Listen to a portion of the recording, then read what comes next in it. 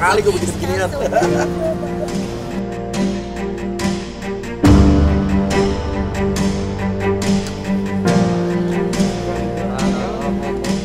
Iya, ini pertama kali gue diperiksa seumur hidup, diperiksa di kantor polisi ya sebagai pelapor, Taruh aja bang. pelapor. Iya. Pertanyaannya banyak banget, ini berhubungan dengan kronologisnya sampai dari di mana pertama kali kenal Mbak M juga ditanyain. Terus sampai saya kan kenal Mbak M ini kan baru bulan Maret, sampai saya ingat tanggal berapa ya, berarti pertama kali kan dikenalin sama Dennis. Nah terusnya habis itu sedetil itu ternyata saya nggak nyangka, saya pikir cuma nanyanya bagaimana kejadiannya, kerugian berapa, ternyata detail ditanyanya bagaimana, dari awal kenalnya gimana gitu kan. Dan sampai akhirnya ya waktu itu melapor dan tadi dikasih kita diundang untuk klarifikasi. Lalu pertanyaan tadi Total berapa pertanyaan nih Bang? Banyak banget. Lebih banyak banget, pertanyaannya banyak banget.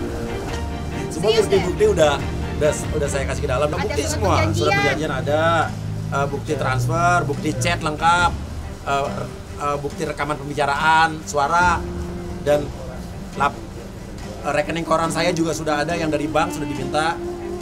Rekening koran saat saya mentransfer uang DP dan saat dia memberikan saya bukti transfer 100 juta dan ternyata itu palsu.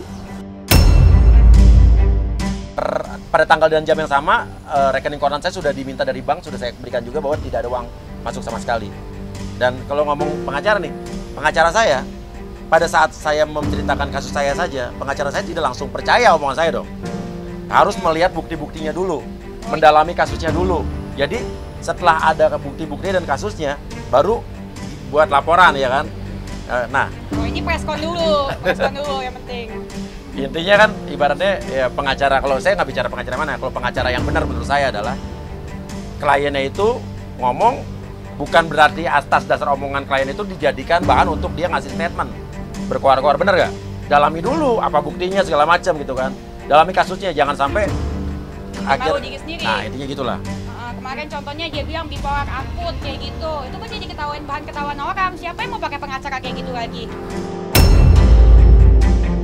Ini saya tidak berbicara pada salah satu orang Mbak M atau apa ya. Penipu itu kita bicara secara general ya. Apakah dia punya hati saat dia menipu orang korban, itu aja. Ya kan saya tadi tengok Uya kan ada, Dennis ada. Nah sekarang saya tanya, Dennis ini dalam apa? Mendampingi kah, teman kah, atau udah berubah jadi pengacara? Kemarin katanya mau jadi wartawan, sekarang jadi pengacara, makanya atau jadi pengacara ya. Nah jadi begini, silakan laporkan. Dan dia sudah melapor kok. Tadi itu kan dia diperiksa sebagai pelapor. Ya sudah, nanti kan ada saksi dan lain. Apa? Ini akan naik semua. Ya saya berdoa semoga Medina cepat sehat.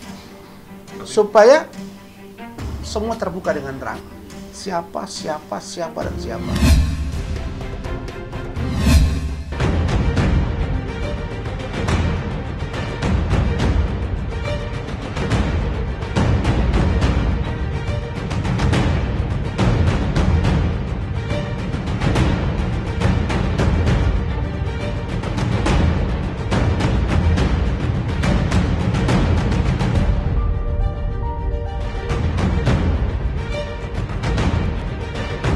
Memutuskan untuk serius tuh kita memang kayak sharing tentang masa lalu kita gitu. Kayak kamu tuh pernah pacaran sama siapa aja, pernah deket sama siapa aja, tapi ceritain deh tentang hidup kamu ke aku gitu. Oh kalian saling gitu. Oh memang seharian tuh kita bener-bener ngobrol itu banget. Pokoknya itu semua dari awal udah ceritain gitu. Jadi sekarang ya udah tinggal jalanin aja sih. Jadi kayak udah tahu ya sebenarnya. Sampai dengan saat ini sih sudah pernah ada komunikasi dengan pihak Reski, lawyernya lah. Kebetulan saya dengan Pak Ferry juga. Cuman apa yang kita bicarakan tidak ada kesepakatan. Karena gini ya, persoalan saya ini kan sudah menjadi area publik. ya. Semua harus mengetahui secara clear gitu kan. Tidak ada yang bisa disembunyikan dan harus disembunyikan.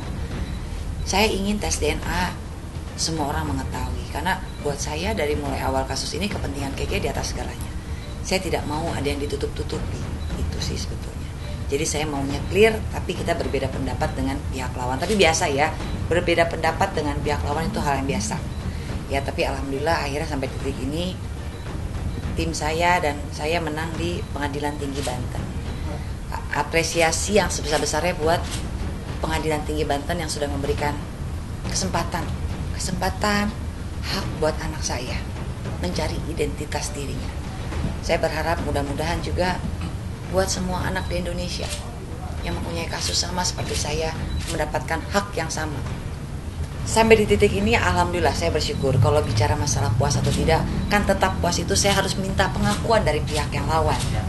Tapi sampai saat ini kan tidak ada satu statement pun dari pihak Reski Aditya gitu kan. Beliau masih diam 1000 bahasa gitu. Keinginan saya simple kok, saya cuma pengen anak saya diakui sebetulnya kan. Semua jejak digital ini kan adalah PR buat saya ke depannya, bagaimana jejak digital yang nanti berpengaruh buruk pada anak saya menjadi manfaat, bagaimana saya membalikan ini gitu, memberi pengertian kepada Keke. Dari awal kan harapannya cuma mau kekeluargaan membicarakan ini, tapi itu tidak pernah berhasil. Selalu dibilang Reski Aditya tidak tahu apa-apa, selalu dibilang begitu. Kan gak mungkin karena ini sudah menjadi ranah publik. Jadi buat saya nonsen lah. Kalau soal bertemu, jika ada waktunya, jika Tuhan membolak-balikan hati, itu akan terjadi ya. Kita ikutin aja. Sampai dengan saat ini ya menolak. Jangankan tes DNA, berstatement muncul di media pun setahu saya tidak. Gitu kan. Jadi kita gak usah panjang-panjang tes DNA. Beliau muncul pun tidak kan. Tanpa tes DNA pun udah ada jawaban. Iya. Kemarin kan kita kejar tes DNA itu untuk mendapatkan jawaban. Ya. Ternyata ilmu pengetahuan itu nggak sedangkal mungkin yang dia pikirkan, bahwa tanpa menjawab pun ada suatu keilmuan yang bisa menjawab itu. Ya. Itu mungkin yang nggak dia pikirkan. Aku juga nggak pikir selama ini bahwa itu bisa terjadi. Saya dari awal selalu meminta yang terbaik, selalu menginginkan kekeluargaan. Siapa sih yang mau viral seperti ini, semua orang tahu gitu ya. Tapi kan tidak terjadi. Kalaupun ada damai tapi kita harus sembunyi-sembunyi, saya dengan jelas menolak tidak. Kepentingan Keke di saat ini adalah ayah biologis yang mengakui, karena ini sudah menjadi ranah publik, akuin. Mengakui seorang anak tidak menjadikan kamu hina di mata orang, apalagi di mata Allah. Saya selalu bilang, kalah atau menang dalam sidang itu biasa ya. Apapun yang terjadi, Keke tetap darah daging saya. Jadi apapun yang terjadi, Reski mau mengakui atau tidak, Keke adalah darah daging dan anak saya. Jadi apapun yang terjadi, Reski mau mengakui atau tidak, Keke adalah darah daging dan anak saya.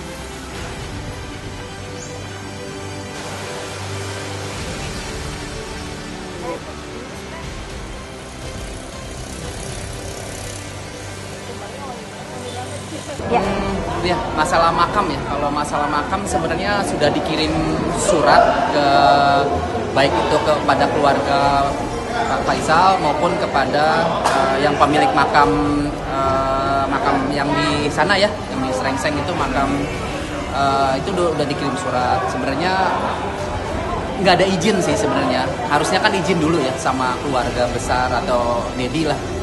Ini nggak ada izin. Dan untuk lebih jelasnya sih nanti harusnya ini bicara dengan pengacara Dedi. Jadi nanti kita akan mungkin respon ya untuk membicarakan masalah ini, karena benar-benar ini Dedi tidak dihargai ya, karena siapapun yang bangun itu, baik itu keluarganya Pak Faisal atau siapapun, itu harusnya izin dulu dengan keluarga, khususnya Dedi. Renov itu sebenarnya Renov kan waktu itu saya yang mau merenov sebelum puasa. Ternyata waktu itu ada pihak-pihak lain yang ingin merenov juga. Jadi kan kemarin kan saya bilang ke pihak, tanya aja lah ke pihak ke pihak makam sih, siapa yang merenov ya. Jadi saya karena kemarin ada teguran nggak boleh, katanya ya udah saya berhenti. Tapi ada orang yang mau merenov, ya saya rasa sih nggak ada masalah di situ. Enggak dong, kalau menanggal hukum kita nggak izin ya. Paling kan kita, jadi kalian lihat kan, jadi ke Pulau Nuwun dulu ke pemilik makam Pak Haji Sukri. Terus Bu Paulina juga mengurus surat-suratnya ke RT, RW, lurah dan sebagainya gitu. Udah kita urus supaya nanti tidak ada hal-hal yang berkenaan dengan hukum, dan pemindahan itu berdasarkan prosedur yang sudah kita jalankan dengan baik. Ya, saya kan nggak bilang berbentuk hukum. Artinya kalau memang sesuai dengan hukum, saya mau ngomong apa kan gitu. Jangan disalah-salahkan, jangan dipintir kata-katanya kan. Kalau ngomong ada aturan. Aturan di sana saya tanyakan, dia merujuk kepada aturan pemerintah DKI. Ya kalau udah sesuai, saya mau ngomong apa kan? Saya nggak pernah mengatakan berbenturan dengan hukum.